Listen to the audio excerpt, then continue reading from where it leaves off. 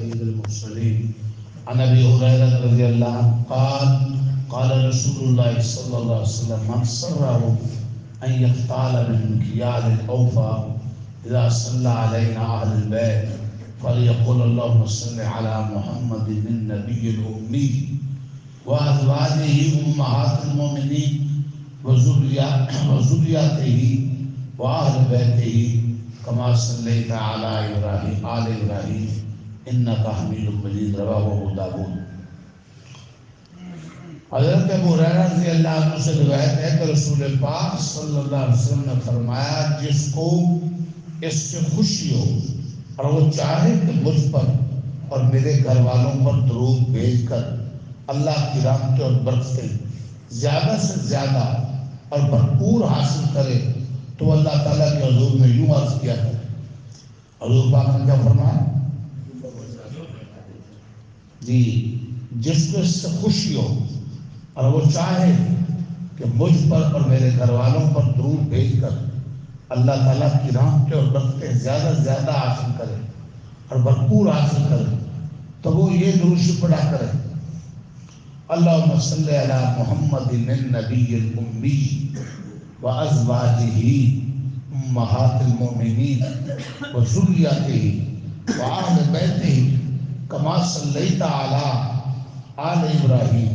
انک حمید مجید۔ سنن ابی داؤد میں ان الفاظ کے ساتھ تھوڑے تھوڑے فرق کے ساتھ یہ درود شریف آ رہے ہیں۔ اس کا معنی یہ کہ اے اللہ اپنی خاص نوازش عنایت رحمت فرما نبی امی پر، حضرت محمد صلی اللہ علیہ وسلم پر، ان کی ازواج مطہرات امہات المومنین پر، ان کے سب گھر والوں پر تو ہر حمد و ستائش کا مستحق سزا دار ہے، عظمت و کبریائی تیری ہی صفت۔ جی ہاں، اس حدیث کی بنا پر بعض حضرات کا خیال ہے کہ جتنے درود ہیں ان میں یہ درود سب سے افضل ہے، کیونکہ فرمایا گیا ہے کہ جو زیادہ سے زیادہ اور بھرپور رحمت و برکت اجر و ثواب حاصل کرنا چاہے وہ یہ درود پڑھے۔ اور بعض نے لکھا ہے کہ نماز میں تو وہ درود پڑھنا افضل ہے جو پہلی حدیثوں میں درود ابراہیم کے نام سے گزر چکا ہے، نماز میں تو وہی افضل ہے، البتہ نماز کے علاوہ آگے پیچھے یہ درود شریف زیادہ افضل ہے۔ بہرحال سارے عظیم ہیں، کچھ کرنے والے اب بنے، جو بھی درود پڑھیں گے اللہ کی رحمت برکتیں تو آئیں گی، گناہ بھی معاف ہوں گے، درجے بھی بڑھیں گے، آپ صلی اللہ علیہ وسلم سے تعلق بڑھے گا، محبت بڑھے گی،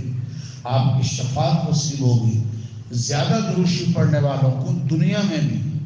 آپ علیہ السلام کی زیارت بھی اللہ چاہے تو اس کے اسباب میں سے یہ سنت پر عمل کرنا، زیادہ سے زیادہ درود شریف پڑھنا۔ اللہ ہمیں توفیق عطا فرمائے۔